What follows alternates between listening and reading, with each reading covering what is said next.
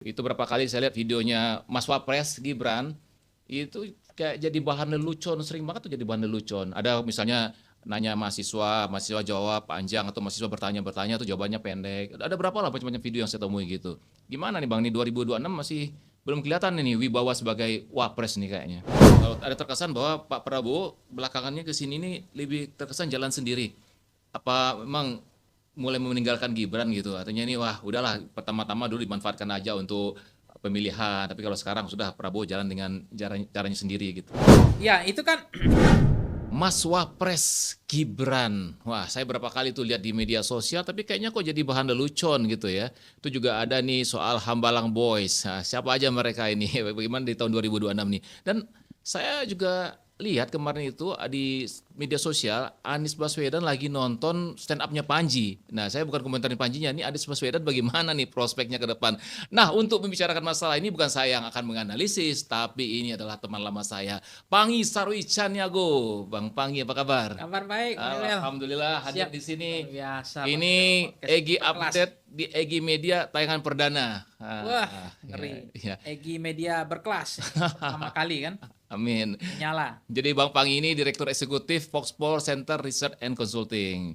Ya, Bang, saya langsung aja nih. Ya, Kan di media sosial, ya kita sekarang kan gak lepas dari media sosial nih. ya. Itu berapa kali saya lihat videonya Mas Wapres Gibran, itu kayak jadi bahan lelucon, sering banget tuh jadi bahan lelucon. Ada misalnya nanya mahasiswa, mahasiswa jawab panjang atau mahasiswa bertanya tuh jawabannya pendek. Ada berapa lah macam-macam video yang saya temui gitu. Gimana nih Bang, nih 2026 masih belum kelihatan ini wibawa sebagai wapres nih kayaknya. Iya, ini kan memang sesuai juga mungkin karena hasil hasil dari pembegalan konstitusi mungkin ya, yang nggak cukup umur, yang nggak balik itu Mhm. dipaksakan cukup umur kan Mhm. pada akhirnya. Yang disebut kalau oleh media lain sebut kan anak haram konstitusi kan Mhm. itu. Nah, itu kan cerita lama lah. Iya. Tapi intinya di dalam politik kan seusia beliau kan harusnya udah usia matang juga, Iya. 40 tahun kan. Mungkin udah lebih, kalau nggak tahu 40 tahun atau enggak. Nah, kalau dari saya lihat dari awal katanya kan ke wibawa itu nggak bisa diturunkan. Mhm. Jadi karisma, wibawa, karakter itu nggak bisa itu dicitrakan Mhm. sebenarnya. Dia terbentuk kan dari pribadi masing-masing yang, dan itu bukan bisa diturunkan dari orang tua pun Mhm. nggak bisa. Jadi ya itulah modelnya gitu. Mhm. Ketika saya juga dari melihat dari keluarga mereka kan dari dulu juga bacaannya itu terus terang ya mereka bacaan komik gitu kan. Nah, ya katanya nggak tahu Shinchan atau komiknya Doraemon atau Mhm. komik apa saya nggak tahu, tetapi katanya keluarga kami termasuk keluarga yang nggak suka baca Mhm. buku, dan itu kan sempat viral juga Iya. statement itu, dan kalau saya dianggap memfitnah ya cari Mhm. aja Mhm. itu banyak Mhm. video-videonya. Memang keluarga mereka bukan yang senang baca Mhm. buku kan, tradisi habitsnya Mhm. itu. Yang kedua adalah memang ketika beliau dulu waktu kan kelihatan belum matang gitu Iya. ya karakter dalam debat. Mhm. Saya sudah perhatikan waktu itu ya. Nah, pada masa itu beliau menyindir, beliau menyerang. Ini Mhm. kan karakternya kelihatan aslinya nih Mhm. waktu itu saya bilang. Tapi kan timnya memoles terus, Mhm. memaksakan terus. Nah, oke lah selesailah persoalan itu, fase itu Mhm. sudah selesai. Tapi ini setahun pun nggak ada perubahan gitu loh. Jadi meskipun dia udah dilatih, dipoles panggung depannya Mhm. dengan pencitraan pidatonya udah diskenariokan, cara dilatih lah. Ini Mhm. orang kan dilatih Iya. ya. Ya namanya latihan begitu nggak tahu nih. Kalau AHY dulu kan kalau latihan pidato kan ada perubahan dari hari ke Iya. hari kan. AHY dari awal pidato dengan AHY sekarang tuh beda. Mhm. Maka ketika melihat Wapres Gibran hari ini, nggak ada yang saya lihat ada perubahan. Mhm. Justru ketika ada yang viral-viral itu kan justru yang negatif gitu. Mhm. Termasuk yang menanyakan soal guru honorer, soal Mhm. apa waktu itu jawabannya. Oh iya, gitu aja kan. Apa tanggapan Mas Gibran? Oh iya, nanti aja ya, gitu kan. Jadi ini kan soal pikiran Iya. Mhm. sebenarnya. Ini kan apa pikiran yang terlatih atau tidak, pikiran yang memang dari awal petarung pejuang atau tidak. Ini menurut saya kan ini sama dengan beliau adalah ya wapres itu terus terang bukan karena kerja keras dia. Mhm. Ini harus saya Iya. clearkan nih. Bukan keringat dia, dia digendong oleh bapaknya. Itu aja problemnya sekarang. Nah, problemnya ketika digendong oleh bapaknya, ternyata juga tidak punya kompetensi, kapabilitas, kapasitas yang siap tanding gitu. Nah, inilah problemnya musibah kita hari ini adalah saya katakan punya wapres yang menurut saya harapannya terlalu tinggi publik, tapi ternyata faktanya kita punya pejabat, salah satunya pejabat yang banyak yang bodoh gitu hari ini. Kan apa yang disampaikan Buya Hamka itu kan gini Bang Arel, Bang Iwel ya, Bang Iwel, Bang Arel nanti ya. Seorang pemimpin itu kan dia dibekali kemampuan mengatasi masalah. Nah, sejauh mana kemampuan dia mengatasi masalah itu yang kedua adalah dia diuji di tempa. Nah, ini kan karbitan semua. Bukan proses panjang gitu. Nah, meskipun beliau bisa menjadikan bapaknya sebagai mentornya gitu. Tapi setelah saya lihat, setelah dipoles, setelah dilatih, sudah dicoba dengan berbagai pencitraan, timnya, buzzernya, dan seterusnya, hasilnya nol, nggak ada progres. Saya lihat, bahkan orang, apa yang disinggung oleh Panji itu kan, itu yang membuat kemarin tim-timnya, Bengawan Solo jadi keruh kan. Karena disebut udahlah presidennya tentaranya berpolitik gitu kan, kemudian wapresnya Gibran gitu loh kan. Dan itu puncak dari materinya Panji ya. Ya, itu kan yang viral kan itu. Itu yang viral. Jadi artinya kita Indonesia ini bukan kita punya musibah gitu sebagai bangsa gitu. Problemnya banyak gitu, complicated. Nah, itulah yang kemudian yang dibilang kita orang mengatakan inilah musibah kita punya wapres yang dulu kalau kita lihat ya di era ya kita bisa bayangkan bagaimana Bung Hatta kan pikiran-pikirannya, narasinya. Dia punya pikiran, dia punya narasi, dia mundur kalau tidak sesuai dengan idealis pikiran dia.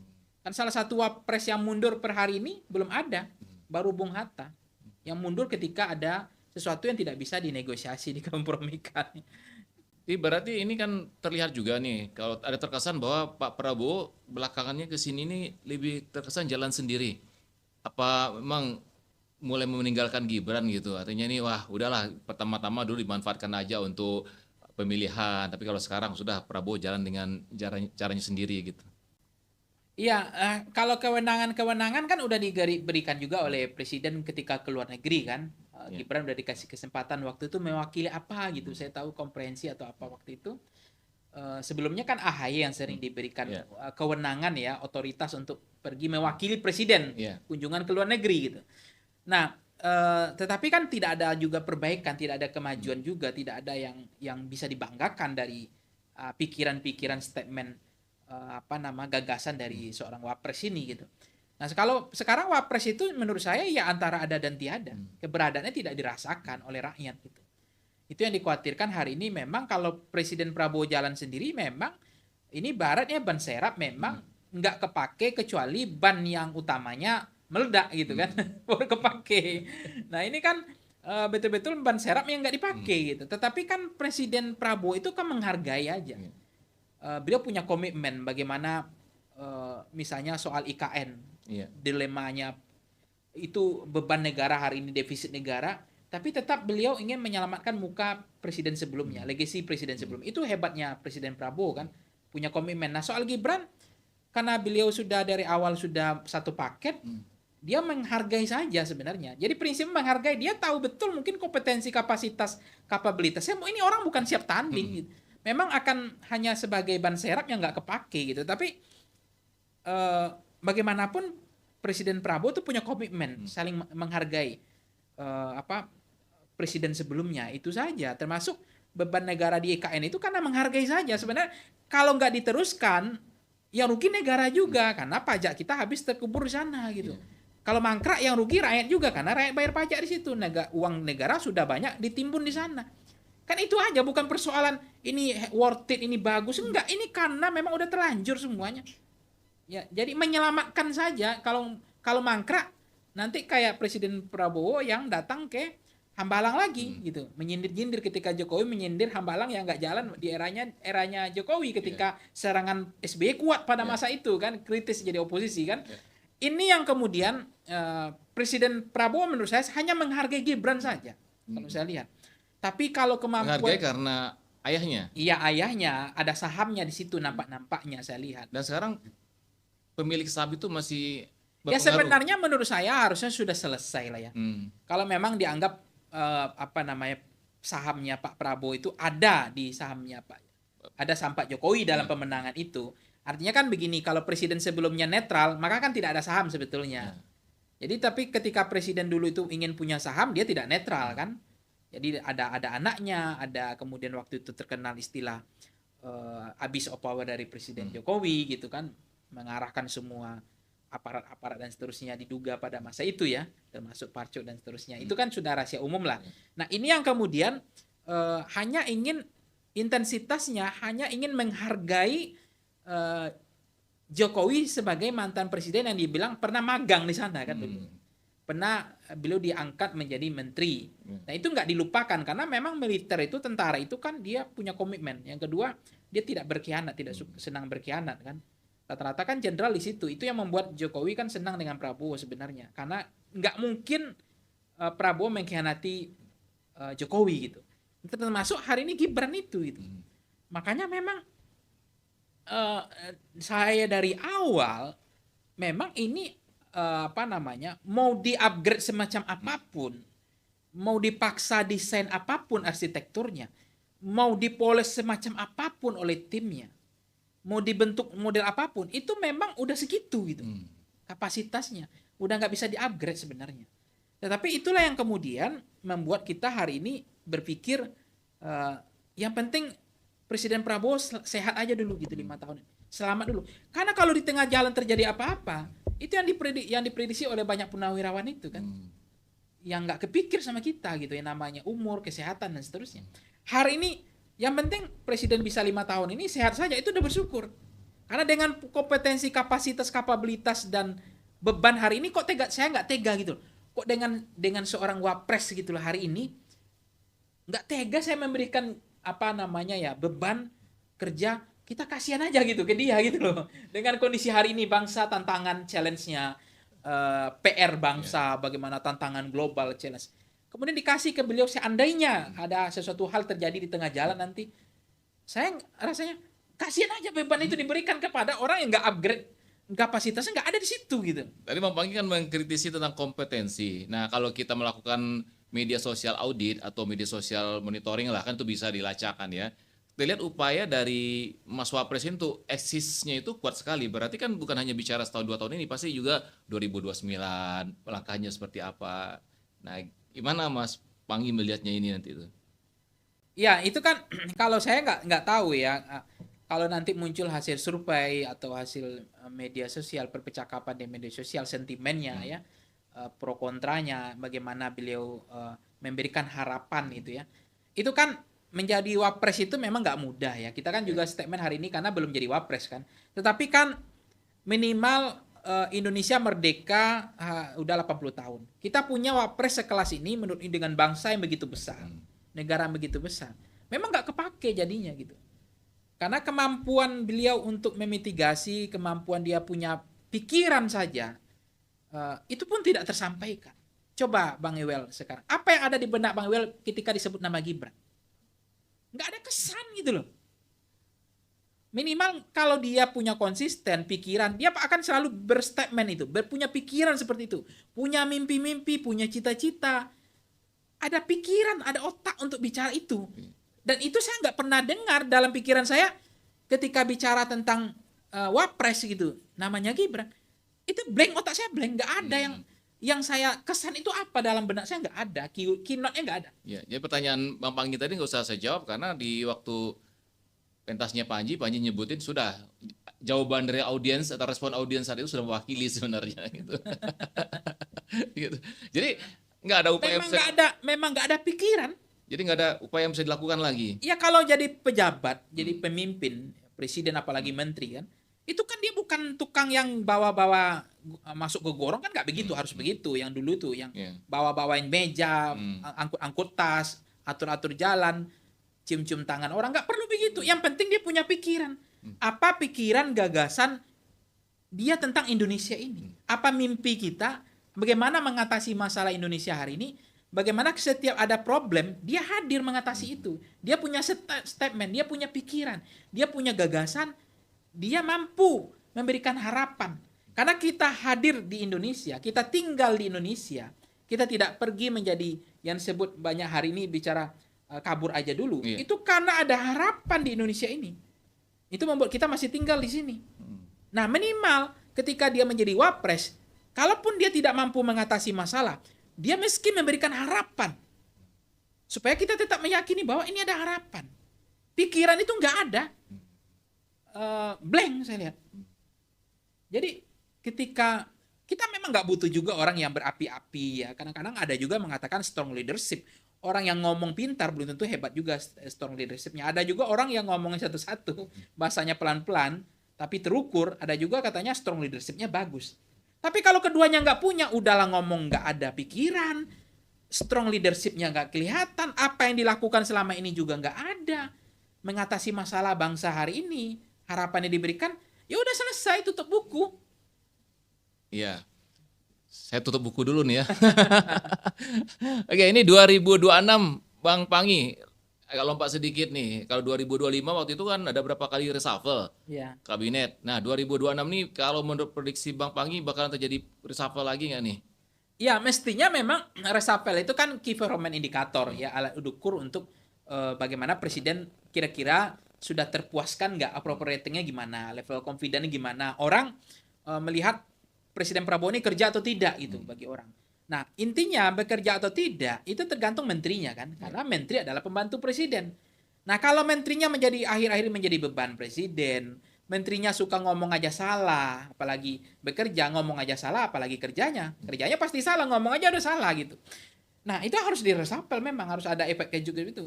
Nah, Presiden Prabowo ini saya lihat dengan Pak Jokowi beda. Kalau Pak Jokowi kan orangnya nggak tegaan. Kalau Presiden Prabowo ini kebalik ya. Kalau saya lihat Presiden Prabowo ini orangnya nggak tegaan. Nggak tegaan. Tapi ya kalau Pak Jokowi tegaan gitu. Kalau udah mengganggu kepentingan agenda dan tidak lagi artinya menjadi beban bagi mereka. Makanya kalau kita dengar nggak perlu berpidato api-api, tiba-tiba ada Rabu Pon gitu kan. Tidak perlu ada statement macam-macam, tiba-tiba ada Rabu Pon. Termasuk waktu itu yang menertibkan soal ijazah dia itu pun akhirnya Rabu Pon. Kan udah sampai di situ aja ya.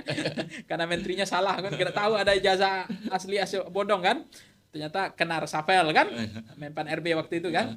Nah, intinya maksud saya itu hak prerogatif, itu udah statement orang lah ngomong tentang itu. Tetapi kalau kemudian memang musibah bangsa hari ini bukan sekedar musibah bencana, tapi musibah pejabat atau menteri yang tidak punya kemampuan membaca apa yang menjadi jeroan seleranya presiden, punya gagal memahami kepekaan terhadap apa yang dialami oleh masyarakat hari-hari, menteri yang ngomong selalu minta maaf karena salah, kemudian menteri yang pro kontra banyak polemiknya, kemudian menteri ini tidak akan menjadi pembantu tetapi menjadi beban, itu wajib diresapel. Nah, itu presiden nggak boleh mengatakan nggak tega, harus tega gitu. Kenapa? Yang dipertaruhkan bukan hanya soal program cita-cita mimpi presiden, tentang pikiran presiden udah melompat menjauhi zamannya. Dia udah ngerti bagaimana soal misalnya bagaimana orang miskin hari ini bisa sekolah. Yang selama ini tidak ada akses bagi orang miskin. Mereka bukan tidak pintar, makanya dibilang oleh Prabowo kemarin kan bahasa Jepangnya, bahasa Inggrisnya jago, kemampuan leadershipnya bagus, cuma dia tidak punya akses karena miskin. Miskin secara sistematik, ya kan? Dimiskinkan oleh negara juga. Tidak. Nah, diberikan, diangkat derajatnya, kehormatan martabatnya lewat pendidikan gratis yang namanya sekolah rakyat. Itu kan gagasan melampaui zamannya. Karena apa? Mencerdaskan kehidupan bangsa. Itu amanat konstitusi. Dan sampai Prabowo terharu, semua orang terharu dengan sekolah rakyatnya, kita juga yang positif kita dukung gitu loh. Kenapa kita jelekin juga? Ini bagus. MBG hari ini bagus, tapi problemnya ada kepala BGN-nya kayak begitu harus dicopot. Masa tiap hari ada belatung? Ya kan? Masa harus minta maaf tiap hari? Kalau nggak bisa, Anda berhenti aja, cari yang lain. Programnya bagus, tapi orangnya, masa dikasih nasi busuk, dikasih tempe busuk, kemarin terakhir yang viral itu anggur busuk, masa itu dibolehkan? Tidak ada hukuman, tidak ada sanksi? Yang begitu-begitu nggak boleh gitu. Programnya udah bagus. Karena nggak tegaan presidennya. Ya karena nggak tegaan itu, makanya presiden harus tegaan gitu loh. Karena apa? Karena itu akan menjadi beban bagi presiden dan itu juga misalnya 3 juta rumah. Mana 3 juta rumahnya? Nanti ditagih oleh rakyat, ya kan? Sekarang banyak hanya ternyata gunting-gunting pita itu hanya rumah-rumah CSR aja. Yang nggak ada dari proyek 3 juta itu nggak ada, nggak terukur klaim-klaim semata gitu. Bahkan banyak katanya ya Menteri Perumahan itu hanya makan gaji buta gitu. Coba ada statement berapa media online saya lihat nggak ada gitu capaiannya itu. Hanya klaim-klaim sepihak saja. Nah, yang begini-gini ya kalau presiden nggak tegaan ya udah pertahankan aja. Tapi satu saat 3 juta itu mana gitu. Tapi kalau presidennya tegaan banyak dong yang di reshuffle. Oh banyak. Karena rata-rata banyak pejabat menterinya bodoh sebenarnya. Cuma karena memang di Indonesia itu kan budaya feodal. Karena memang utusan partai, ya kan jatah partai. Ada juga karena mungkin punya saham lain lah. Gitu. Ya, tapi kan banyak juga menteri. Buktinya kenapa? Hari ini orang marah ketika ada bencana kemarin, ya kan? Itu kan menunjukkan bahwa memang pejabatnya banyak yang bodoh sebenarnya gitu. Nah, tetap sementara pada saat sama ada challenge baru nih, dunia baru, habits baru. Orang nyinyir, ya kan? Podcast banyak, ya kan? Di mana-mana viral. Bentar-bentar orang jadi headline, jadi editorial, jadi tajuk sendiri orang hari ini. Bukan media lagi, orang per orang. Itu kan tantangan pemerintahan Presiden Prabowo. Lebih canggih, lebih berat dibanding presiden-presiden sebelumnya. Kalau andai pun presiden-presiden sebelumnya hidup di masa ini, dia juga pusing ini. Menghadapi banyaknya nyinyirnya orang, bisingnya media. Orang kritik terus. Kemudian berpikirlah orang pejabat bodoh. Oh siapkan aja undang-undangnya. Kita habisi. Ya kan? Kita masukin penjara satu-satu semua. Kita bungkam semua mereka kan, itu kan pejabat bodoh sebenarnya. Nah, makanya sebenarnya membungkam mereka adalah berikanlah kebijakan yang membahagiakan rakyat kan gitu. Berikanlah kabar-kabar angin segar yang membahagiakan rakyat. Presiden Prabowo kita puji hari ini, tidak ada hari ini yang naik semuanya. Token listrik belum ada naik, BBM nggak naik, ya kan? Pajak nggak naik. Padahal sebelumnya rezimnya Sri Mulyani itu yang udah dicopot kita bersyukur itu naik udah 11-12% itu. Nah hal-hal yang begini kita patut syukuri kan sebenarnya. Udah angin segar lah. Walaupun memang tantangan Indonesia tidak mudah. Tetapi kita harus puji juga hal begini.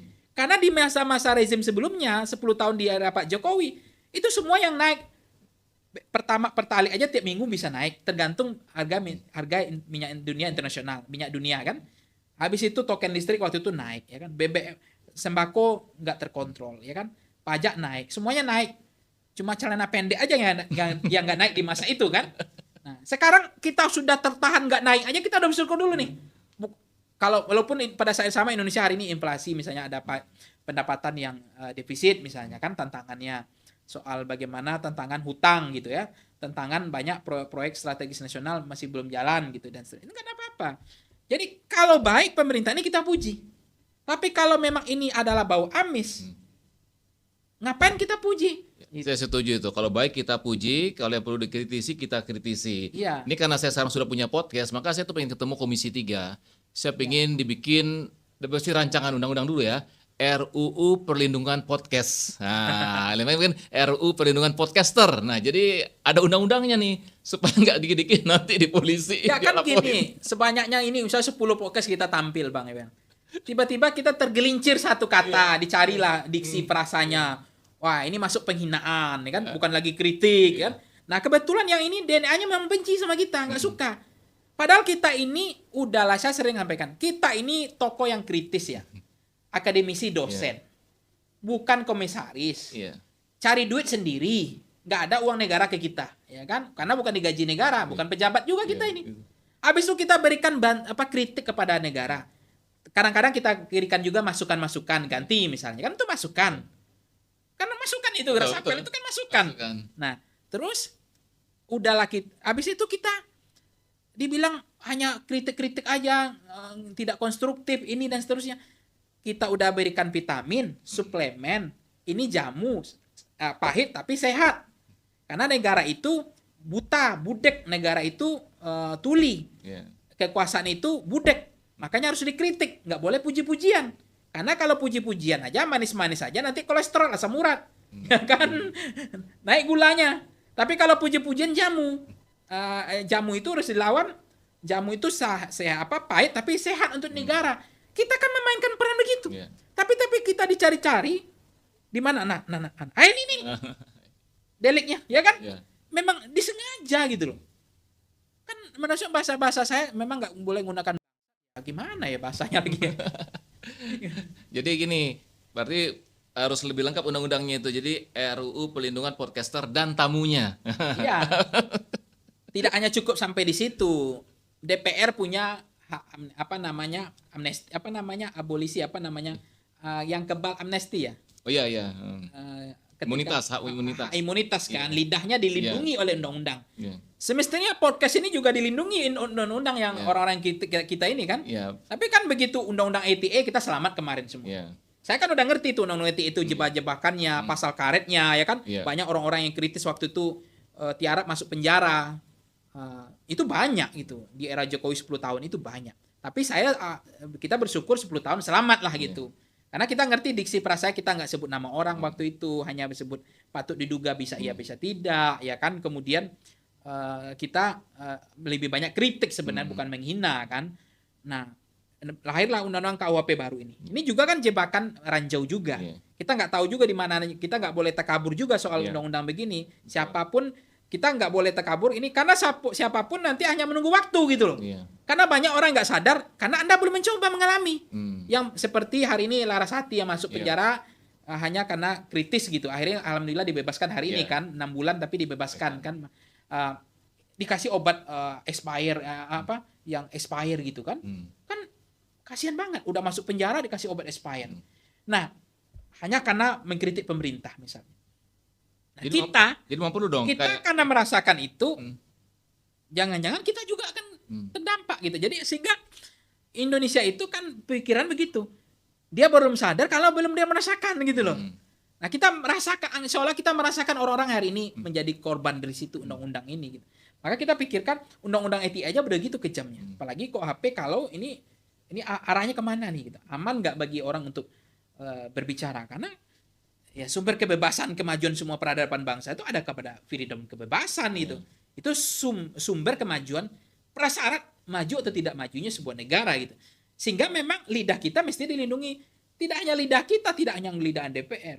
Guru-guru itu mestinya ya, kalau saya rasional, saya pernah waktu itu hadir dalam seminar Muhammadiyah guru-guru ya, waktu itu tentang pembulian guru-guru yang dilaporkan oleh muridnya, oleh orang tuanya, delik hukum gitu ya, karena dianggap ada yang kayaknya pegang keningnya karena demam, akhirnya didelik karena dianggap ya digunakanlah pasal-pasal itu kan, pelecehan seksual dan seterusnya. Nah, kemarin ada guru yang dikeroyok oleh siswanya gitu kan. Udah ngeri-ngeri sekarang kan, guru dikeroyok oleh siswa gitu kan, oleh muridnya gitu loh. Saya akhirnya ini juga takut juga ngajar gitu. Bagaimana kita jangan dikeroyok. Maka kita baik-baik sama dosen sama siswa kan. Nggak boleh, mau ujian. Kalau nggak ujian ya udah pulang. Mau telat ya silakan. Mau masuk. Saya begitu aja di kelas sekarang. Mau belajar ya belajar. Mau pulang silakan pulang. Mau rokok di luar, itu nggak ada aturan sama saya. Saya termasuk hari ini ngajar itu dengan kebebasan. Nggak ada aturan. Terserah aja mau ngapain. Karena kita pun nggak dilindungi kan. Lidah kita nggak dilindungi. Kalau kita salah-salah, emosi kita yang masuk penjara. Ya udah, saya bilang serah suka-suka kalian lah, penting saya sampaikan. Tapi ternyata akhirnya mereka tertib juga. Jadi berarti benar dong Panji kalau gitu. Kalau kita sekarang ngomong menurut keyakinan saya. Nah, ngaruh nggak sih itu? Nggak tahu, aman pasal-pasal begitu kan, menghindari dari pasal-pasal. Menurut keyakinan saya, apa saya bawain podcast ini setiap bertanya, atau mungkin kita narsumnya udah mulai, ini sebenarnya deg-degan, ini baru episode perdana. Tiba-tiba dipanggil. Tiba-tiba, tapi menurut keyakinan saya, apa yang disampaikan oleh Bang Pangi ini kan kritik ya, gitu ya. Perlu loh, pemerintah perlu dikritik. Kalau nggak dikritik pemerintah nih Bang Emil, dia akan sakit jiwa. Kenapa dia? Karena tadi kan dia tuli, budek, dia itu nggak mau dikritik. Dia kekuasaan itu menikmat, melenakan, ya kan? Dia melenakan banyak orang. Menjadi pejabat itu nyaman, zonanya enak banget, worth it lah. Tidak ada orang yang mau mundur jadi pejabat. Hanya orang-orang terpilih yang mau mundur, ya kan? Nah, pada saat yang sama, 10 tahun di era Jokowi apa yang terjadi? Waktu itu semua semua aktivis, pengamat, termasuk orang-orang hebat di Republik ini, itu memuja-muja, ya kan? 10 tahun itu, 5 tahun awal itu kan, puja-puja. Ini seperti Tuhan yang nggak boleh dikritik. Mengkritik Jokowi, mengkritik Tuhan pada masa itu. sehingga dia dielu-elukan, didewa-dewakan. Itu salahnya rakyat Indonesia juga tuh. Jadi pas saya pernah masih ingat tuh mengkritik Jokowi, langsung saya dibilang, Anda ini dosen sakit hati, Anda kuliah lagi, Anda belajar lagi, Anda ini tidak tahu diri, tidak Pancasila, macam-macam lah pada masa itu. Dan mereka pada akhirnya siuman juga, sadar juga belakangan orang-orang begitu ke saya udah tahu juga orang yang sadar belakangan ini, tapi udah telat kan. Kenapa? Karena tidak ada kritik. Nah, atau tuh buzzer hancurkan kita, ya kan? Kalau kita kritik ini, langsung buzzer nyerang kita. Dibunuh karakter kita, di-downgrade. Dimatikan karakter kita, bukan pikiran kita. Pribadi kita, personal kita, dihancurkan. Dibully kita, ya kan? Habis itu, semua orang jadi komisaris. Semua orang tiba-tiba dibagi kaplingnya jadi pejabat semua. Orang-orangnya tokoh-tokoh kritis tiarap semua. Ya kan, pada masa itu kan. Apa yang terjadi setelah 10 tahun? Hutang ugal-ugalan. Hilirisasi ugal-ugalan, PSN-nya ugal-ugalan, tanah rakyat diambil, termasuk yang Rempang itu. Orang nenek moyang dia hidup di situ, tinggal di situ, diusir, diambil oleh negara atas nama negara. Itu kan namanya bajingan juga itu, ya kan, ngambil tanah rakyat kan, sepihak kan, dengan asal undang-undang. Itu kemudian belum beban-beban negara hari ini yang kita rasakan. Hutan hancur, ya kan, habis kayunya.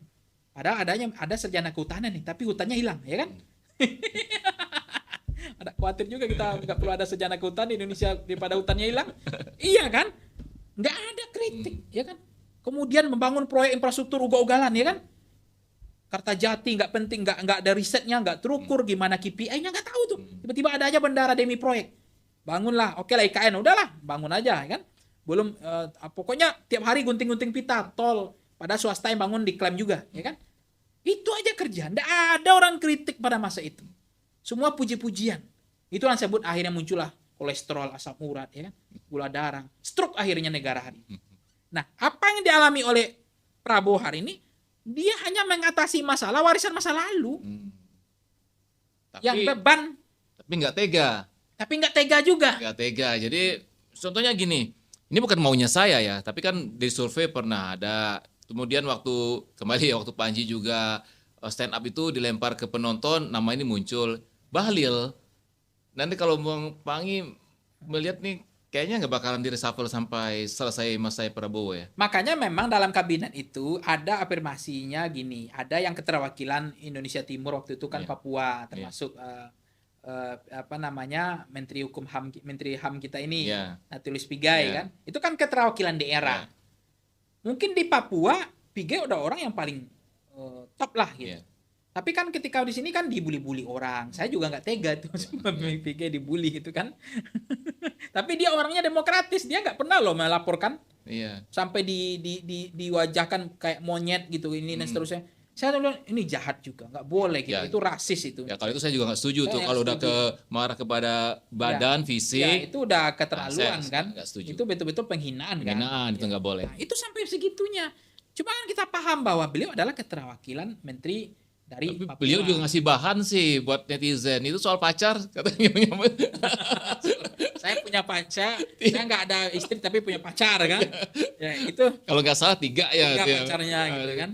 Nah itu kan ya itulah dia mungkin kan nothing tulus, berarti kan orang jujur apa adanya. Jadi atau mungkin motivasi kaum jomblo kali ya, maksudnya. Kemudian ada juga menteri itu yang direct man and direct place-nya itu profesional ya kan, second kabinet. Betul-betul orang yang ahli, punya kompetensi, punya kapasitas, punya jam terbang, mampu mengatasi masalah, bisa memberikan harapan, mampu membantu presiden mewujudkan cita-cita dan mimpinya. Dan menteri ini bukan dari partai, bukan karena keterwakilan wilayah, bukan karena keterwakilan perempuan, itu murni second kabinet, kabinet profesional. Nah itu yang sering kali di otak-atik gitu. Padahal itu yang harusnya dipertahankan. Karena itu genuine itu sebenarnya. Ada juga menteri keterwakilan perempuan. Ada juga menteri dari keterwakilan partai politik. Jadi dia ditempatkan oleh partai meskipun dia bodoh gitu. Ada juga begitu. Jadi hanya itu power sharing karena itu adalah jatah partai. Nah mestinya partai Prabowo bilang, lu kader lu nggak becus, nggak benar sih. Buat gua susah aja, lu kirim yang baru lagi deh. Tapi dari partai dulu lagi kan tidak masalah. Tanpa mengurangi jumlah kursi mereka. Karena kekuasaan itu adalah power sharing. Kekuasaan itu adalah who gets what, where and how. Kekuasaan itu untuk mendapatkan kursi, mendapatkan Orang menang dalam pemilu ya untuk mendapatkan kursi. Kursi menteri, kursi DPR, itu tujuan partai. Partai itu tujuan berkuasa. Wajar dong mereka dapat menteri ketika menang, itu nggak masalah. Namanya rampasan perang. Tapi orangnya nggak benar. Masa dipertahankan terus? Akhirnya jadi beban bagi presiden. Kalau seandainya orangnya ketua umum partai, Nah itu lagi hak prerogatif lagi kan. Dia ketua umum partai, menurut saya hampir mustahil. Kecuali dia selesai ketua umum partainya, baru menterinya selesai. Kalau menterinya selesai, ketua umumnya nggak selesai, itu nggak mungkin dalam politik saya. Ini feodalisme di Indonesia ini. Patron klien nggak mungkin terjadi. Menurut keyakinan saya. Dia kalau ingin diresapel, ketua umumnya selesai dulu, baru bisa diresapel. Maka kalau disebut nama-nama yang tadi, menurut saya resapelnya Belandanya masih jauh. Ketika disebut namanya Balil, Zulhas, walaupun tiap hari persoalannya sama, dibully oleh rakyat. Banyak kelemahannya, panggul-panggul beras di masa bencana itu. Wah. Bang, ini kan ada istilah nih, kelompok Solo, ada juga menyebutnya geng Solo. Ada The Hambalang Boys. Nah, katanya nih, ini kelompok Solo ini dengan The Hambalang Boys ini malah terjadi rivalitas juga. Kenapa? Ini dengarnya nih, tapi saya menurut keyakinan saya belum tahu. Nanti Presiden Prabowo bilang lagi, kok lu rasa lu yang tahu sama saya aja nggak tahu tentang diri saya. Ini orang yang sosok tahu. Dia cerita ini, itulah. Saya aja nggak tahu, dia tahu tentang saya. Itu lagi kita dituduh kan. Tapi kan menurut keyakinan lagi bisa iya bisa tidak diduga kan. Ya namanya kekuasaan itu kan berkompetisi ya kan. Ada namanya Bengawan Solo ya kan. Ada Hambalang Boys kan. Ya itu kan sisa kekuasaan lama. Ini kekuasaannya sedang berkuasa ya kan. Nah itu kan kalau kemudian ada kompetisi, jangankan di kekuasaan Bang. Di partai aja ada faksi. Ini paksi tiarap, ini paksi yang sedang berkuasa. Ada itu. Begitu paksi yang lama tiarap, dia sekolah dulu. Doktor dulu kan. Biasa begitu. Begitu selesai paksi yang ini, muncul lagi paksi barunya. Itu biasa. Dalam politik biasa. Nah sekarang kan bukannya paksinya geng Solo. Sekarang kan ya Hambalang Boys gitu. Yang berkuasa adalah Hambalang. Bukan geng Solo, bukan Cikias gitu loh. Jadi ini kan setiap orang punya rezimnya. Setiap orang punya waktunya. Setiap orang punya zamannya. Ini artinya kekuasaannya Prabowo gitu. Nah, kalau kemudian dihadap-hadapkan ada benturan, nanti Prabowo bilang, "Oh, ini saya dibilang gini, berdekat-dekatan lagi konflik." Mereka sok tahu semua katanya, padahal nggak ada. Dia bilang kita bulan madu kita selesai kita konflik. Nah, tetapi faktanya itu di dalam kekuasaan yang saling sikut menyikut itu, ya namanya kue kekuasaan itu pasti ada. Cuma kadar aja kita nggak tahu apakah di dalamnya mendidih atau enggak, atau di dalamnya masih tidak seperti yang kita bayangkan gitu. Ternyata di dalam adem-adem aja, nggak ada konslet lah, nggak ada. Tapi mandiri nggak sih Bang presiden kita ini, Prabowo ini? Mandiri artinya nggak ada intervensi dari mantan, bukan mantan ini loh, bukan mantan istri loh, tapi mantan presiden sebelumnya. Ya ini kan kalau saya kan kadang kalau Presiden Prabowo kan bilang taklimat ya. Taklimat kepada gubernur Gerindra, taklimat kepada partai. Taklimat saya kepada Prabowo, ini waktu momentum emas dia untuk mandiri dalam politik. Kalau kemudian merasa-rasa dulu ada jasanya, ada sahamnya, itu dulu. Dan pemilu udah selesai, udah menang, udah cukup sampai di sana. Sekarang menjadi presiden, the real presiden rakyat Indonesia, mandiri pikirannya, mandiri otaknya, mandiri dalam keputusan-keputusan politik. Nggak boleh lagi ada rasa-rasa nggak enak. Ini pernah berjasa, ini pernah ada sahamnya terhadap kita. Nggak perlu. Karena itulah yang akan menjadi ranjau politik. Itulah bunuh diri politik. Kenapa? Dia tidak mandiri secara politik gitu. Nah ini yang saya berasa beban-beban itu menurut saya nggak bebas itu. Sehingga memang harusnya Presiden Prabowo ya sudah selesai. Kan udah anaknya udah jadi wakil presiden, apalagi? Titipan-titipan yang kemarin yang geng Solo itu sudah direpresentasikan, ternyata nggak layak, banyak masalah, diresapel. Apalagi yang jadi beban? Jadi artinya Presiden Prabowo berkuasalah mandiri, gunakanlah mandat ini sebaik-baiknya, karena yang namanya umur, namanya kekuasaan tidak jelas ke depannya lagi. Mumpung masih berkuasa, gunakan betul-betul mandiri secara politik. Itu yang saya inginkan. Nggak ada beban-beban. Ya kan? Ini tapi begitu mesin, nggak enak. Nah, saya nggak tahu. Bang. Nanti Prabowo marah lagi sama saya. Orang ini sok-sok tahu lagi, dia pikiran saya. Dari mana dia tahu sayanya nggak berpikir begitu? Kita lagi yang repot nih. Ya atau dipanggil kali nanti. Ya. Tahu dari mana gitu Atau kali. dari mana? Bang, kemarin ini yang lain ya. Saya lihat di media sosial itu ada video, kalau nggak salah saya dari akunnya TikToknya Anis saya lihat itu. Jadi Anis lagi nonton stand up komedinya Panji ya, di rumah. Jadi dari televisi juga nontonnya gitu ya. Jadi nonton stand up komedinya Panji dari rumah. Nah, pertanyaan saya itu bukan terkait dengan stand up komedinya Panji, tapi terkait dengan Anies Baswedan sendiri. Nah, Anies sendiri gimana nih? Kan dia nggak ada jabatan apa-apa nih. Masih punya nilai jual nggak tuh Bang nanti? Ya, orang punya nilai jual atau punya layak jual atau laku di pasar ya itu tergantung bagaimana pikiran masih hidup nggak di tengah rakyat kan. Kemudian dia masih ingat nggak orang narasi-narasinya, legasinya selama ini. Kemudian kira-kira ada harapan nggak dengan beliau? Kan ada setiap orang katanya ada waktunya, ada zamannya, ada waktu masa keemasan ya, ada momentum politiknya. Nah, kalau katanya melewati fase momentumnya lewat, dia lewat juga katanya karena nanti pada fase selanjutnya akan ada tokoh yang lain lagi. Ceritanya begitu. Tapi faktanya Presiden Prabowo itu kan berapa kali? Hampir 3 kali. Iya. Hampir 3 kali pemilu, 4 kali pemilu kalau nggak salah Wapres. Wapres sekali, Ya. damping Bu Mega, Iya. jadi capres 2 kali, 2 kali. kalah sama Pak Jokowi. Iya. Nah ini baru yang Ya, yang keempat kan, ya. yang keempat bertarung. Momentumnya ada. Sampai ada waktu itu seolah-olah Pak Prabowo ini dianggap ya nggak akan pernah jadi presiden karena selalu kalah kan waktu itu.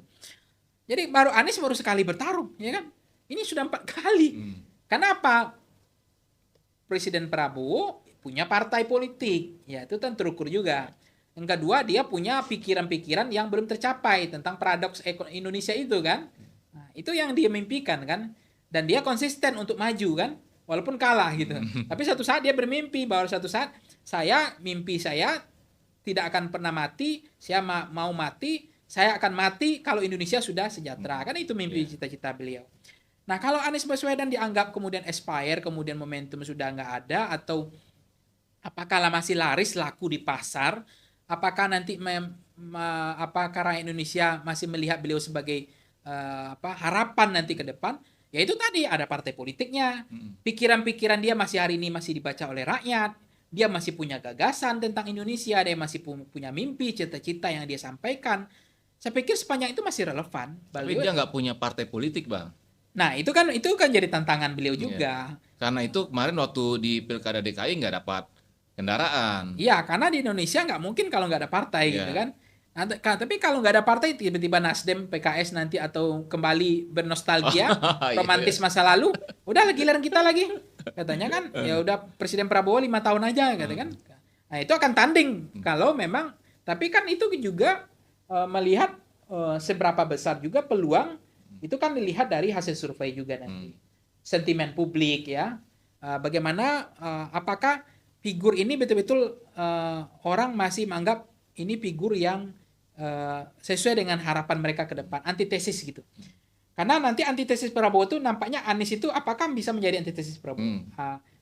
Anies ini bisa jadi antitesis Prabowo. Nah, itu juga akan pengaruh nanti ke depannya. Kemudian programnya apa yang akan dia jual ke rakyat gitu kan? Karena rakyat itu kan butuh harapan program. Kemudian figurnya apakah masih punya magnet elektoral atau tidak ya. Popularitasnya, akseptabilitasnya, elektabilitasnya. Modal itu penting sekali kan karena itu Indonesia itu kan pemilunya berdasarkan figur, personalisasi kandidat, center of kandidat. Itu modal pemilu di Indonesia. Yang ketiga adalah partai politik tadi, dia punya partai atau tidak itu juga akan pengaruh kan. Kemudian soal isu yang mereka bangun. Anies punya isu apa tentang Indonesia ke depan? Apakah mampu menjawab isu-isu yang menjadi tantangan challenge Indonesia hari ini? Masalah yang dihadapi rakyat yang tidak teratasi oleh Prabowo, Anies punya isu itu enggak? Jadi itu akan kelihatan. Jadi relevan atau tidak, itu Anies sendiri yang menjawab ke depan gitu. Makanya memang saya nggak tahu kenapa Anies nggak dijadikan menteri atau memang karena Anies menolak langsung karena dia tidak mau bagian dari rezim ini atau memang Prabowo nggak mau ada lawan tanding yang sebanding nanti membesarkan anak harimau gitu akan membuat Prabowo agak susah nanti kalau umur masih panjang kesempatan masih ada untuk berkuasa 2 periode karena namanya kekuasaan itu nikmat gitu menggoda dan tidak ada orang yang mau berhenti berkuasa. Iya, tadi saya bahas bahas Gibran dulu, kemudian Prabowo, Anies. Kenapa? Karena ini kan episode perdana. 3 nama ini yang masih wirawiri di media sosial, masih populer. Sebenarnya ada nama-nama lain juga. Ada Purbaya, ada KDM. Saya kalau tanyakan lagi itu nanti melebar kan omongan kita. Itu bisa kita tahan dulu nanti untuk masih Belanda masih jauh. Untuk episode berikutnya itu. Nah, Bang, terakhir nih, pertanyaan terakhir nih. Jadi kira-kira nih sampai 2029 awet kan nih pasangannya Prabowo Gibran ini? Ya kalau presiden kan dia bilang kan begini, untuk Indonesia ini kita kalau mazhabnya Prabowo itu kan masa persatuan. Tidak boleh terbelah-belah, terpecah-pecah. Mazhabnya Prabowo itu kan tidak mau iri, dengki, hasad. Itu kan kelihatan. Buktinya kalau bupati, wali kota, gubernur di zaman sekarang ini modelnya gini. Tidak mau melanjutkan legasi yang lama. Pokoknya asal beda. Maka ganti gubernur, ganti kebijakan. Ganti bupati, ganti kebijakan. Ada gengsi politik. Presiden Prabowo tidak melanjutkan semua legasi itu. Kenapa? Ada pajak. Ada uang yang mangkrak di situ. Dia nggak mau. Itu rakyat yang rugi gitu loh. Dia nggak mau itu terjadi. Nah, kalau kemudian terpecah-pecah, konflik, itu kan juga akan mengganggu stabilitas pemerintahan, stabilitas politik. Jadi saya lihat mazhabnya Pak Prabowo itu kan mazhab persatuan, merangkul lawan politik, kan itu selama ini. Mengakomodir semua kekuatan politik, sebanyak-banyaknya. Kalaupun seandainya PDIP mau, dia akan rangkul juga. Tapi kan PDIP mengatakan dia pakai sebagai partai penyeimbang kan, supaya negara ini sehat, supaya negara ini ada challenge pikiran lain, supaya ada arus beda gitu, supaya tidak semuanya di taken for granted, tidak semua distempel oleh pemerintah. Karena itu menyebabkan pemerintah jadi sakit gitu, sakit jiwa karena semuanya tidak ada check and balances itu. Nah, artinya kalau saya cermati apakah bulan madunya akan selesai, apakah akan panjang, apakah nanti mereka romantisnya akan tetap jalan, ya sejauh yang kita cermati per hari ini kan masih baik-baik saja. Nah, kalau soal kewenangan, ya Gibran diberikan leluasa juga, lebih luas kan, pergi ke daerah-daerah sama Prabowo kan, ke luar negeri aja nggak dibatasi, agak lebih banyak AHY kemarin kan, tapi kan justru Presiden Prabowo-nya jarang ke daerah-daerah gitu, untuk menyapa, menyalami, bertatap muka, say hello, kontak mata, kontak batin dengan rakyat itu kan lebih banyak Gibran ketimbang Prabowo. Prabowo lebih banyak kunjungan internasional ketimbang ke daerah-daerah gitu loh. Nah, Gibran mungkin diberikan ruang lebih luas.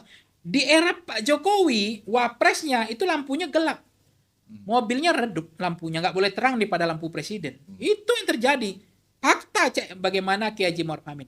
Fakta bagaimana JK berpasangan dengan Jokowi. Lampu wakil presidennya redup. Nggak boleh ada yang terang daripada presidennya.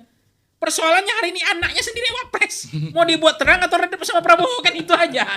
Itu negarawan itu di situ. Makanya mungkin itu membuat Jokowi percaya sama Prabowo pelanjutnya, karena lampunya Gibran nggak dimatikan, Tetap terang. terang.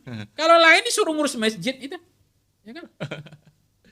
Pangi Sarwi Caniago. Terima kasih Bang Pangi udah hadir di Siap. EG Update di MG Media.